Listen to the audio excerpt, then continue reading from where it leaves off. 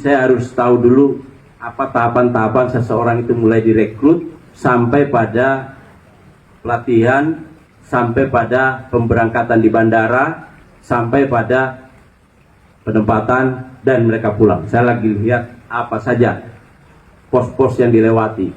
Nah, yang nggak penting gunting aja. Jadi tolong karena ini urusan kemanusiaan, pelayanan kita cepat. Nah, halo teman-teman semua, udah lihat dan itu adalah pidato dari Kepala BP2MI yang baru, Pak Karding.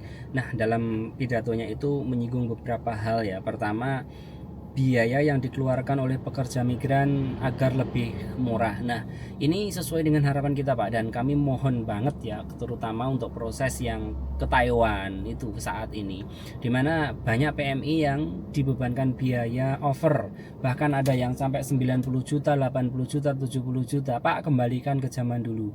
Biaya ke Taiwan 21 juta masih oke lah, kita masih mampu. Atau di mentok-mentoknya di angka 30-an ya. Kalau kita lihat dulu zaman Pak Jumhur itu di 21-an itu untuk cowok. Kemudian naik ke zaman Pak Nusron itu di angka 30-an sampai 35. Kemudian naik lagi menjadi 40-45. Kemudian di awal era Pak Jokowi itu di sampai 45 ya nggak mentok.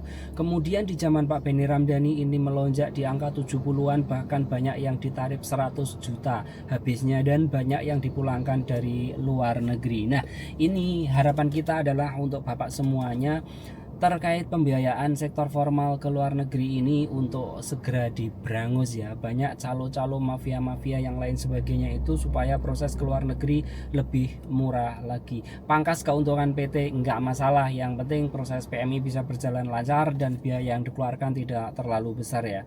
Nah, kalau menurut Pak Karding dalam pidatonya tadi ya, pidato pertamanya, karena kelihatannya Pak Karding memang belum begitu paham ya bagaimana alur seorang PMI itu menjadi PMI yang prosedural dan unprosedural ya. Jadi Pak Karding juga harus memberantas TPPU. Salah satu TPPU itu penipuan ya guys. Jadi contohnya kalian dikerjakan ke Malaysia di kilang, ternyata di sana masuknya ke pembantu rumah tangga, itu masuknya juga TPPU karena di situ ada unsur penipuannya itu ya.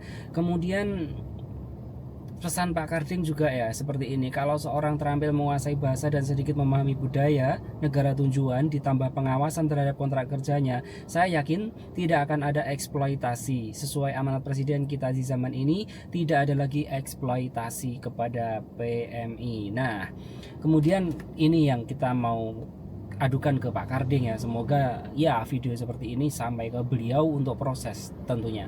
Nah, begini Pak, pertama Pak yang sering terjadi itu anak datang ke PT langsung dimintai data asli, kemudian ketika tidak bisa diproses dia harus ngambil data itu, harus tebus sekian. Itu masih banyak Pak PT yang memberlakukan seperti ini. Jadi anak itu datang ke PT langsung dimintai datanya asli, ditinggal di sana, dan ketika tidak cocok dengan PT itu, kemudian dia ingin pindah atau keluar, dia dimintai dana untuk mengambil datanya itu. Pak, ini tolong dibereskan PT-PT yang seperti itu ya, karena itu sangat sekali memberatkan para PMI. Itu pertama Pak dari sisi PT. Kemudian dari sisi kedinasan Pak untuk ID Pak ya.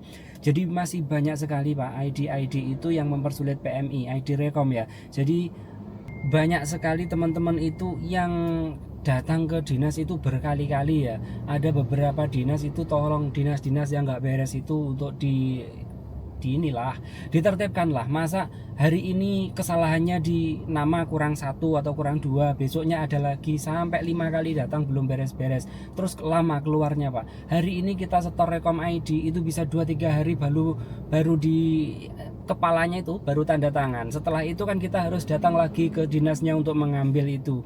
Kemudian setelah diambil kita upload, nunggu lagi Pak, kadang-kadang sampai 2 hari juga belum di-prop, belum diverifikasi, sehingga anak itu datanya lama masuk ke Cisco. Nah, akibat pelayanan-pelayanan seperti ini itu banyak sekali akhirnya PMI yang kehilangan job karena majikan urgent itu banyak. Nah, di sektor ini lebih baik dipangkas lagi Pak, dirapikan lagi ya, sehingga petugas itu tidak datang 2, 3, 4 kali ke dinas hanya untuk mengurus Rekom ID ya, dipermudah lagi.